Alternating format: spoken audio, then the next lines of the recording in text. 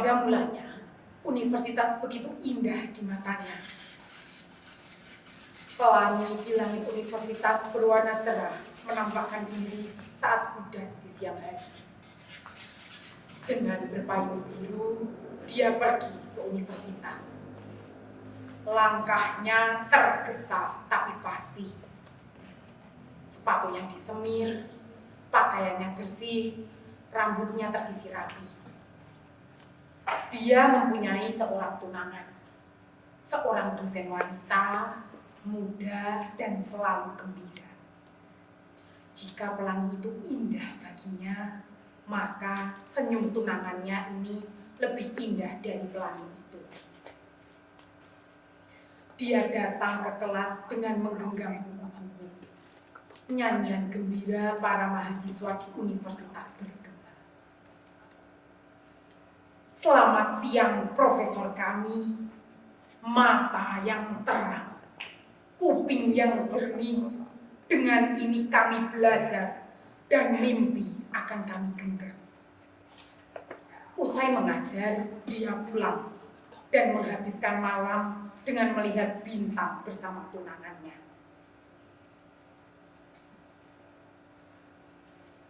Tapi kini dia berdiri tidak di bawah pelangi. Dia tidak berdiri bersama tunangannya. Dia berdiri di langit mendung dan asap mesiu yang menyengat hidung. Dia berdiri bersama ibunya. Tunangannya telah mati, juga bapaknya, juga adiknya. Di antara puing reruntuhan dia berdiri. Ini langit baginya adalah lukisan hitam, tidak ada warna lagi. Dia berdiri di samping ibunya yang duduk menangis menggenggam air mata. Langkah kakinya menjadi ragu. Sepatunya kotor, pakaiannya menjadi kumal, rambutnya tidak terurus. Nyanyian gembira tidak ada lagi. Yang ada adalah nyanyian duka. Tangannya tidak lagi menggenggam buku. Kini dia berdiri menggenggam api. Dia hendak melangkah. Anakku, kamu telah mengganti buku di tanganmu dengan api. Anakku, perang telah berakhir. Puncak pertikaian yang paling menghancurkan sejarah peradaban manusia telah usai.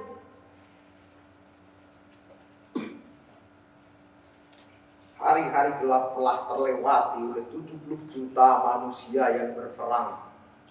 Angka korban hilang, terkena wabah, pengusiran paksa atau tewas telah mencapai 40 juta. Kini yang tertinggal hanya puing-puing dan mayat-mayat.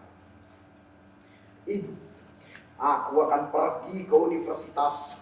Bangunan universitas yang telah hancur itu akan kudatangi. Di antara puing reruntuhan dan tubuh-tubuh mati, aku akan berjalan dengan membawa api di tangan menuju puing-puing bangunan. Datangilah, keringkanlah wajah ibu yang penuh air mata ini dengan api. Hangatkanlah tanganku yang dingin karena memeluk mayat bapak, adik, dan juga tunanganmu. Dan wajahmu, cahaya api yang kamu nyalakan ini menerpa wajahmu yang penuh luka, memperjelas kerutan dukamu. Dan mata kirimu yang luka selalu meneteskan air mata. Kaki kananmu juga cacat. Ibu jangan menangis. Aku akan datangi universitas.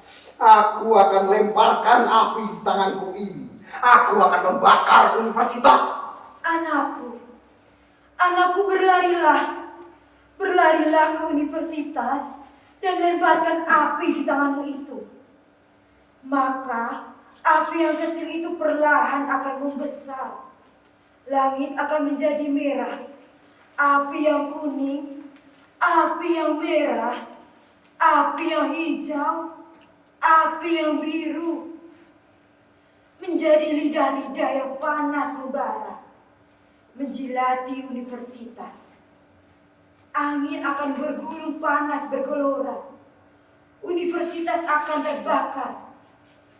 Padang tandus itu akan berasap. Kuburan-kuburan di sekitarnya akan menganga merasakan hawa panasnya.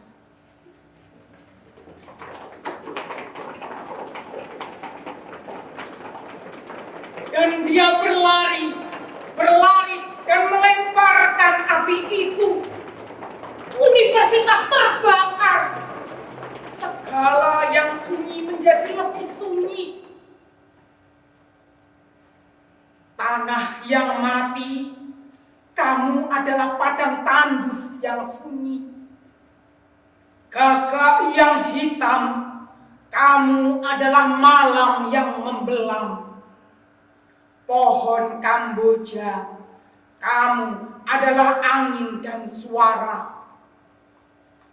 Peti mati kelabu, kamu adalah mesiu gelap tanpa lampu.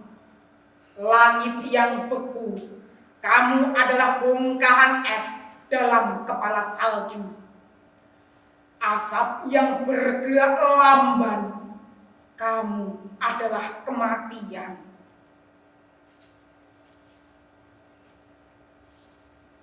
Dan setelah api padam, di atas puing-puing bangunan, profesor berdiri, menginjak buku raksasa.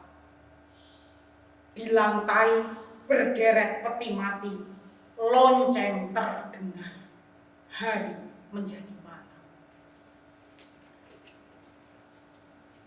Di dalam tanah di atas puing-puing ini manusia mati terkubur. Keluarga-keluarga mati terkubur.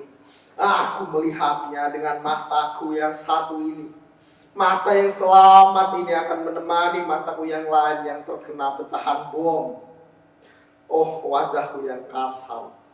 Wajah luka bakarku. Waktu peperangan ini terjadi, aku sudah berjalan dan berlari. 120 km perjalanan yang panjang dan melelahkan meninggalkan universitas. Di dekat sungai ketika aku hendak minum, aku mendengar deru pesawat terbang. Air di tanganku tumpah. Seketika aku melihat bom jatuh. Pecahannya menghantam wajahku. Aku masih bisa membayangkan peristiwa itu di dalam lensa mataku. Kini perang telah usai. Perang yang panjang. Seluruh dunia berperang. Dunia telah jatuh miskin.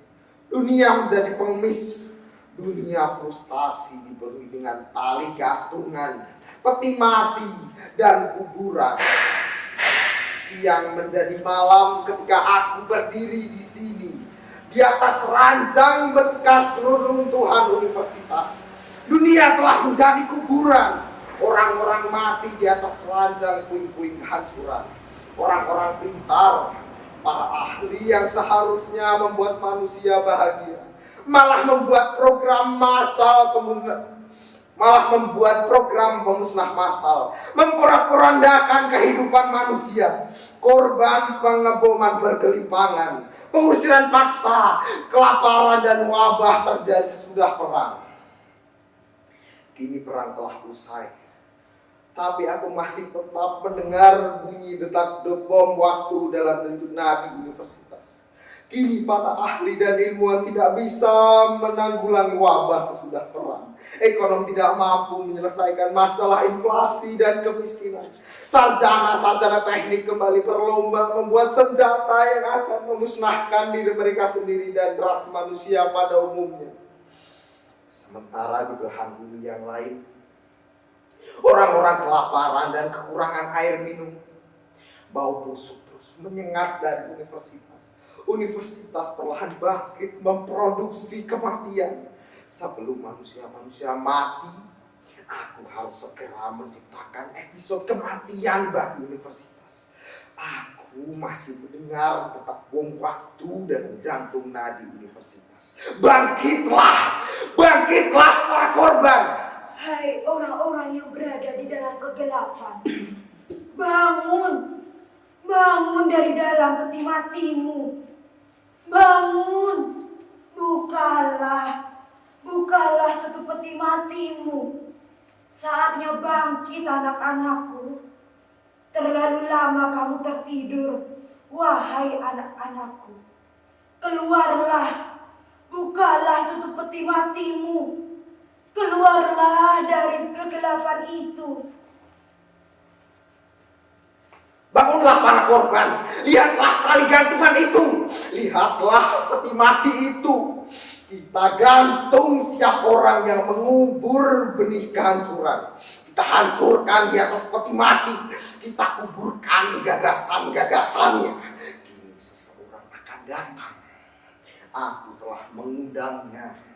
Seseorang ilmuwan muda, dia berbahaya. Banyak manusia berbahaya berkeliaran di sekitar kita. Ambisinya adalah mati atau mematikan. Aku terus mengundang mereka agar datang kemari. Sekarang kita sambut dia. Ibu, kita bunyikan lonceng. Kita bangunkan para penyambut. Ibu memukul lonceng. Kuburan-kuburan menganga. Mayat-mayat hidup itu keluar dari kubur. Mereka, mahasiswa-mahasiswa dan orang-orang mati bercampur baur. Berjejal-jejal mayat yang keluar dari liang kubur bersama debu. Lama mereka tertidur. Mereka tertidur berselimut buku-buku yang lapuk.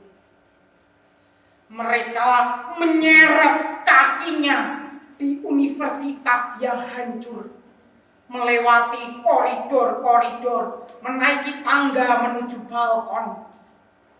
Mereka datang berdesakan di antara bangku-bangku, membawa persembahan. Mereka menyeret seorang ilmuwan. Dia, calon seorang profesor penghancur. Dia akan merangkak kemari meminta kehidupan kepadamu. Tapi berilah dia kematian. Selamat datang anak-anakku. Bernyanyilah. Berjejal-jejal mereka berdiri di antara bangku-bangku. Mayat hidup itu bernyanyi. Selamat malam, Profesor kami. Mata yang buta, kuping yang tuli. Dengan ini kami belajar dan mimpi telah kami buang. Berjejal-jejal mayat hidup itu duduk. Seperti ternak, mereka mengendus. Hai ilmuwan, kamu mendengar dengusan mereka? Dengan siapa kamu duduk bersama? Kamu duduk dengan para korban. Kamu duduk di antara orang-orang mati. Profesor, saya belum mati. Ini tidak mungkin. Saya masih bisa melihat bintang dan bulan di malam ini. Dan telinga saya masih bisa mendengar nyanyian-nyanyian. Ya, tapi kamu tidak akan lagi melihat matahari. Matahari bagimu hanya tinggal memori. Tidak, Profesor. Saya belum mati. Ibu saya sedang menunggu saya memegang ijazah. Selembar ijazah yang akan mengizinkan kamu untuk menyambut nyawa orang-orang. Duduklah kembali. Kembalilah ke bangkumu. Tidak, Profesor. Kembalilah ke bangkumu. Dan dia terlempar kembali ke bangkunya. Tubuhnya kaku, menyatu dengan bangku. Wajahnya menjadi putih seperti kertas yang belum ditulisi. Tiang gantungan kini melambai seperti tangan yang ingin menggapai leher ilmuwan muda itu. Kini tali gantungan itu menjerat lehernya. Perlahan dia dibimbing menaiki kursi. Dia berdiri dan menyeru nama ibunya. Kursi itu didorong. Tubuh mayatnya menjuntai. Kenakan padanya ban tunggal dan topi sarjana. Gulemus igitur, Juvenes dum sumus. Gulemus igitur, Juvenes dum sumus. Pos molestum senatus. Pos molestum juventutem. Nos habebit humus. Vivat academia, vivat professores. Vivat academia, vivat professores. Vivat membrum quo libet. Vivat membrum quo libet. Vivat senatores, vivat senatores. Lalu seluruh mayat hidup menampilkan universitas dalam wajah yang buruk. Seluruh mayat itu menggantung diri. Penghuni universitas menggantung diri. Universitas telah membangkai. Universitas menampilkan kuburan. Penghuni universitas berbaris antri mengubur ilmuwan muda itu dalam keheningan. Lalu mereka mengubur dirinya sendiri. Semua terkubur. Begitu sunyi. Tinggal kita berdua kini. Cahaya padam di mata ilmuwan muda itu. Cahaya padam di mata orang-orang. Cahaya juga kini padam di mata anakku. Dan cahaya akan padam di atas panggung ini. Cahaya akan tergantikan hitam. Panggung akan menjadi hitam. Hitam sehitam-hitamnya. Maka cahaya pun padam di mata sang ibu. Padam untuk selama-lamanya. Ibu itu terjatuh mati, tertidur selamanya.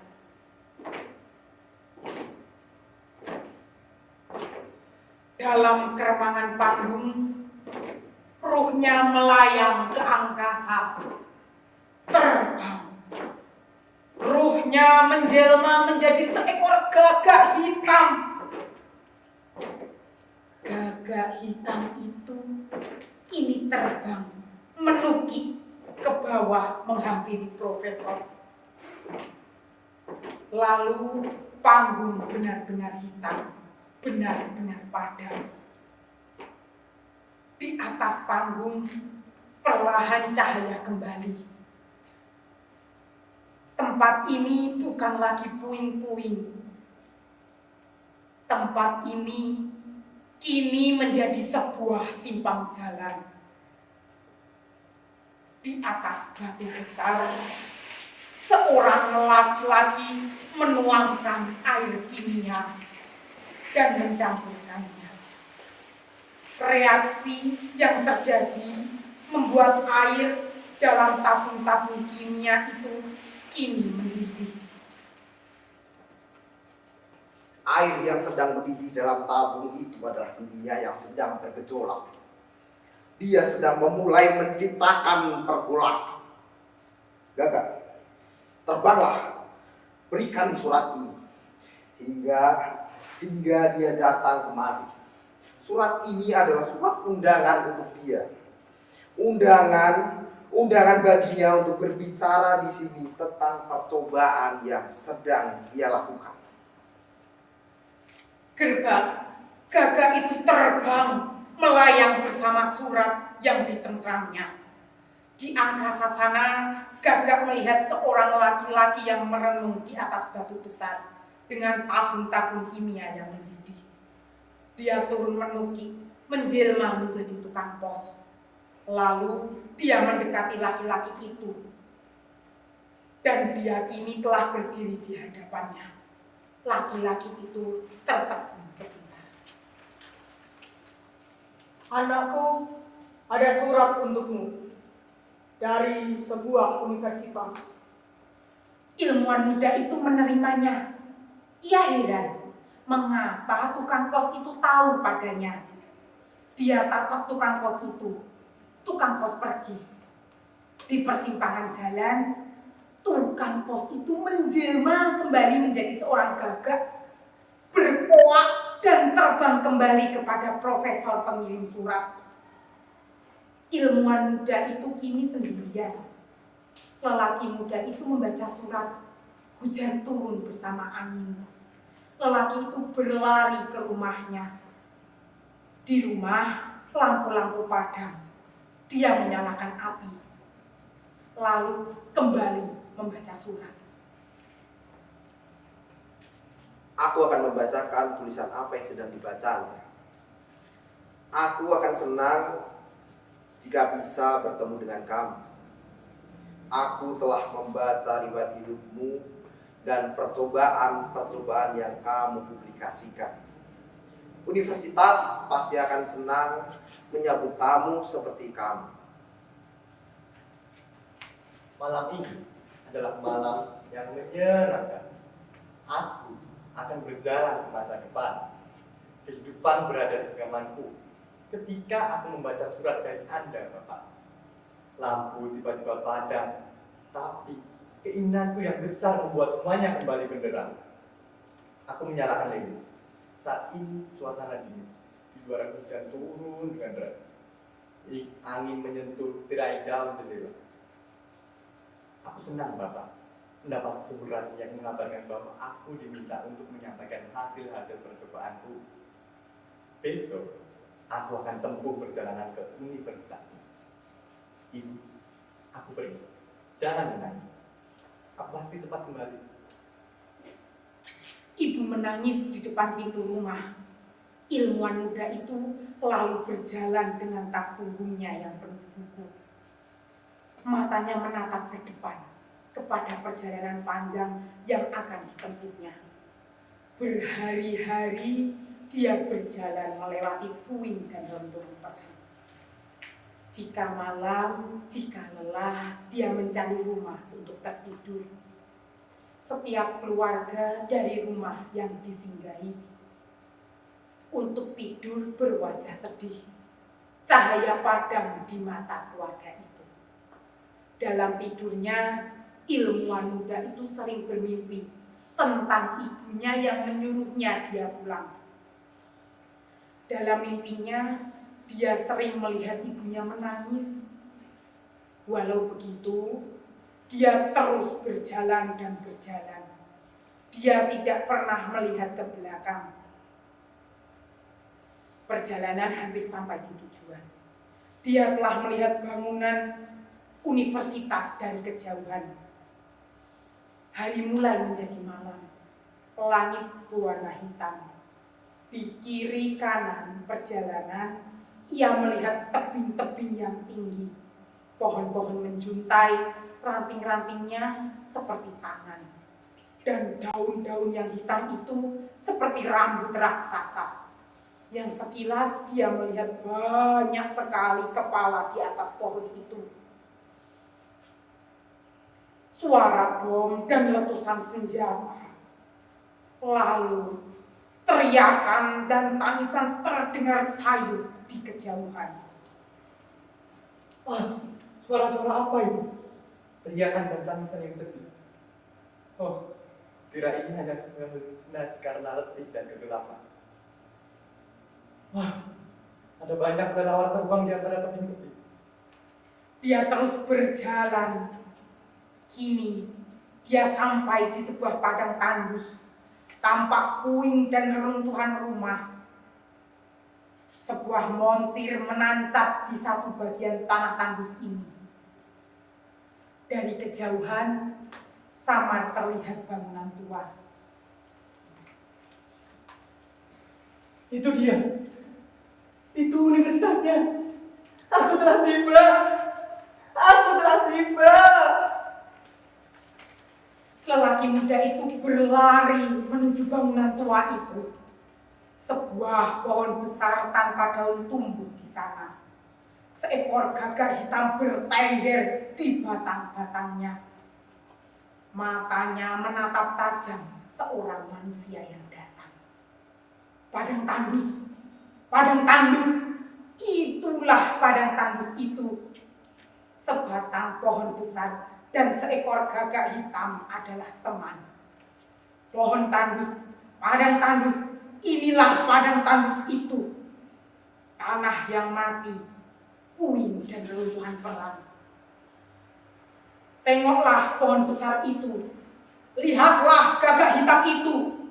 Gagak itu hitam seperti malam.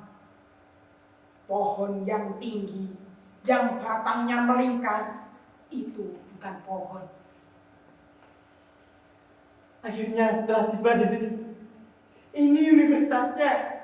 Telah aku tempuh perjalanan yang panjang, mendaki bukit berliku dari bawah sana, melewati tepi-tepi jurang, dan kini aku sampai di sini. Universitas di sebuah padang tandus.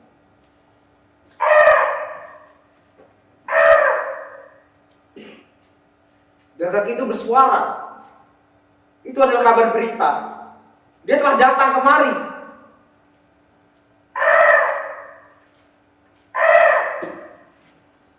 Hei, kamu telah membuat aku kaget.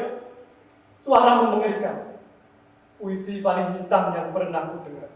Seekor gagak, hitam seperti malam, matanya lebam menatap alam. Di balik ranting pohon yang beranggas, wajahnya mengeras. Cahaya bulan liar bersinar kuat, seakan memancarkan anak panah yang panas, berjatuhan seperti ingin menikam dunia.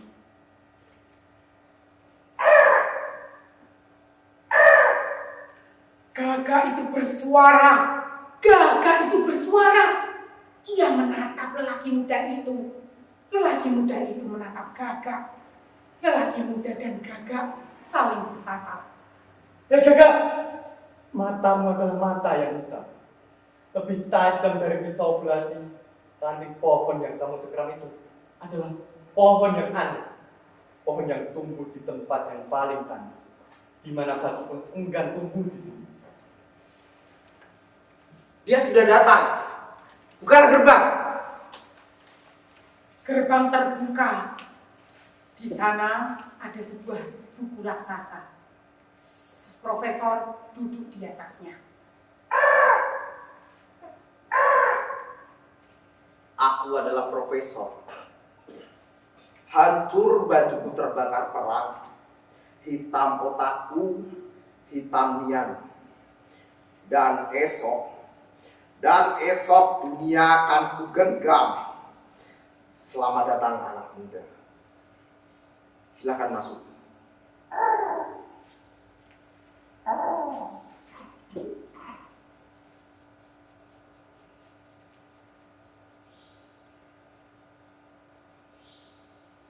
Suara gagak kini menjadi parau. Bunyi lonceng bergaung, berdentang-dentang.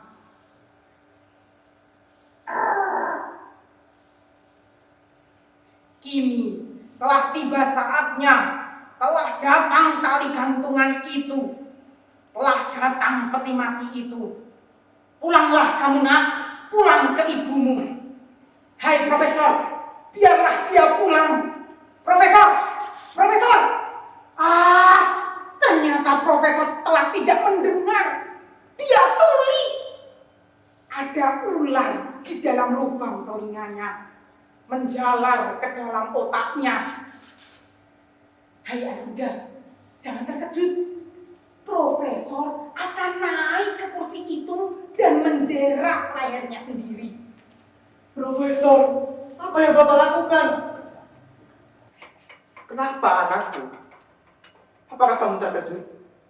Sudah Bapak katakan kepadamu, kamu jangan terkejut. Bapak sedang menjerat leher Bapak. Bapak sedang bersedih. Tapi Bapak senang. Bapak senang kamu datang dari tempat yang sangat jauh. Dengarkan, universitas telah mati. Bertumpuk buku sudah tidak berguna. Berjuta-juta pensil sudah tidak berarti. Dunia sedang ramai dengan chaos. Setelah bertahun-tahun mengabdi di dunia universitas, Episode ini adalah episode kematian bagi universitas. Kamu pasti haus. Ini air untukmu. Minumlah. Kamu tenggak minuman itu dalam kehausan yang amat sangat. Maka sekaratlah kamu, mengigau mulutmu, mengigau. Mendekatlah ke profesor. Mendekatlah, nak. Ini adalah air untukmu. Air kencing kata-kata. Buku-buku menangis. Tumpahlah air mata pengetahuan. Tumpahlah darah. Manusia-manusia meneteskan air mata. Air mata matematika, air mata kimia, air mata fisika, air mata biologi, air mata ekonomi, air mata sejarah, air mata sosiologi, air mata religi, air mata estetika, air mata filsafat. Bel berbunyi, kelas akan dimulai. Orang-orang, profesor-profesor, dan dosen-dosen berada di tiang gantungan. Mayat orang-orang dan mahasiswa keluar dari kubur, bertubuh debu, tangannya bertubuh labu. Mereka kini berbaris. Di dalam mata mereka ada cahaya dendam, penderitaan, dan kesedihan. Ilmuwan muda itu tersadarkan. Apa aku bermimpi? Mimpi yang sangat hitam. Lebih buruk dari mimpi masa kecilku ketika berlayar dikejar binatang laut raksasa. Siapa orang-orang yang memberikan itu? Mengapa mereka menjerat leher mereka sendiri dengan tali tambang yang kasar itu? Mereka adalah orang-orang mati. Siapa mereka? Mengapa mereka mati? Mengapa mereka bunuh diri? Universitas telah membujuk dan merayu agar mereka mati. Agar mereka bunuh diri. Penghuni universitas adalah para penari yang mengajak orang-orang menarikan tari kematian. Universitas menarikan tari kematian untuk dunia. Lagu dan musik bagi tarian kini terdengar. Musik yang indah. Tunangan profesor kini bangkit dari peti matinya. Berbaju pengantin berwarna putih. Jangan bertanya siapa yang mati. Jangan bertanya siapa yang bunuh diri. Jangan bertanya mengapa mereka mati. Jangan bertanya mengapa mereka bunuh diri. Jangan bertanya siapa yang mematikannya. Siapa yang membuatnya bunuh diri. Pengantinku, kegelapan telah menyelimuti dirimu. Oh, kamu yang lebih indah dari pelangi. Kamu datang lagi. Kembali kini aku melihatmu. Dari mana? Dari mana selama ini kamu bersembunyi? Kegelapan. Kegelapan. Kegelapan yang telah menyembunyikan diriku. Profesor, menarilah bersamaku. Mari kita menari. Inilah hari pernikahan kita. Kita adalah sepasang mempelai. Kau telah memberikan jiwa padaku sebagai mas kawinnya. Saudara-saudaraku yang telah berada di tiang gantungan. Saudara-saudaraku yang telah berada di peti mati. Terima kasih. Terima kasih atas kehadiran kalian pada pernikahanku kali ini. Lihatlah universitas itu dijejali dengan mayat-mayat mahasiswa yang mati karena pikiran dan percobaan-percobaan mereka. Kini mereka telah keluar dari liang kubur bersama debu, menenteng buku-buku lapuk. Mereka menyeret kakinya di ruang-ruang kelas di universitas yang membangkai. Para penghuninya berjejalan mengubur diri mereka dengan ilmu pengetahuan yang mengarah pada kehancuran. Mereka berjalan-jalan keluar masuk ruang kuliah, duduk dalam deretan bangku kuliah, Ternyata profesor dan dosennya yang berbicara bagaimana cara menggantung diri. Kepala mereka adalah lemari. Kepala mereka adalah data-data tentang pemusnah manusia yang efektif. Kepala mereka adalah rak buku yang ketika bel tanda pulang berbunyi, mereka mencopot rak itu. Mereka mencopot kepalanya dengan gembira. Mereka berjalan pulang di antara orang-orang, di pasar, di kota, di desa. Mereka berjalan sambil memegang kepalanya.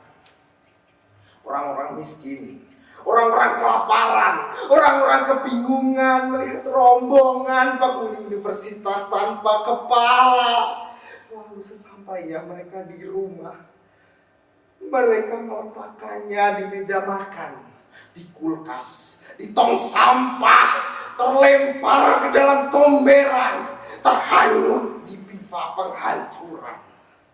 Lalu keesokan harinya di universitas, mereka mengenakan kepalanya kembali. Tapi kepala mereka saling tertukar. Aku bertanya, di manakah kepala mereka yang kemarin? Di manakah kepala mereka yang kemarin? Kepala siapakah yang kamu sedang kenakan sekarang?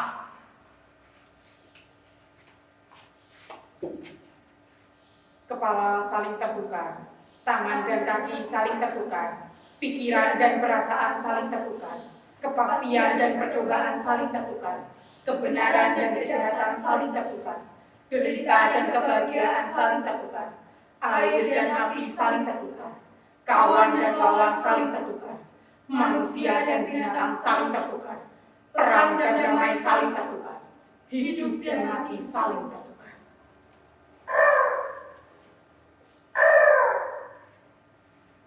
Gagak itu bersuara. Ada yang datang, Profesor. Apakah kamu mengundang orang di pernikahanmu ini? Oh, ternyata bukan. Kami melihat dua anak kecil yang datang kemari. Mereka berjalan berpegangan tangan sambil menangis. Sedih sekali. Mereka tampak tidak terurus. Baju dan wajah mereka kotor. Mereka tampaknya lapar. Tampaknya mereka datang ke sini untuk meminta makanan. Bapak, kami minta makanan. Bapak, orang tua kami telah meninggal. Biarkan mereka mati, Profesor. Atau kita bunuh mereka. Mereka mungkin adalah calon-calon penghuni universitas yang akan menghancurkan manusia-manusia. Jangan. Mereka adalah korban perang. Mereka adalah yatim piatu. Pengantinku, kita asuh anak-anak ini.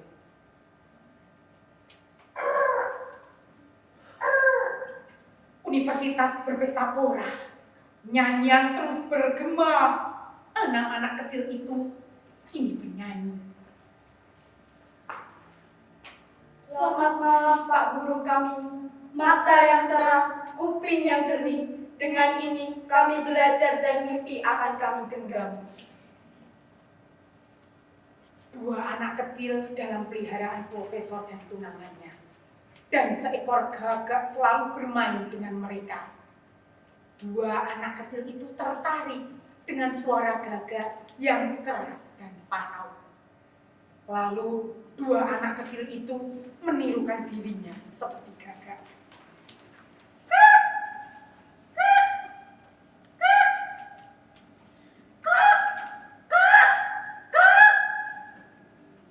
Para mayat tertawa, para mayat gembira. Suasana aneh tercipta. Profesor berjalan perlahan mendekati dua anak adopsinya itu.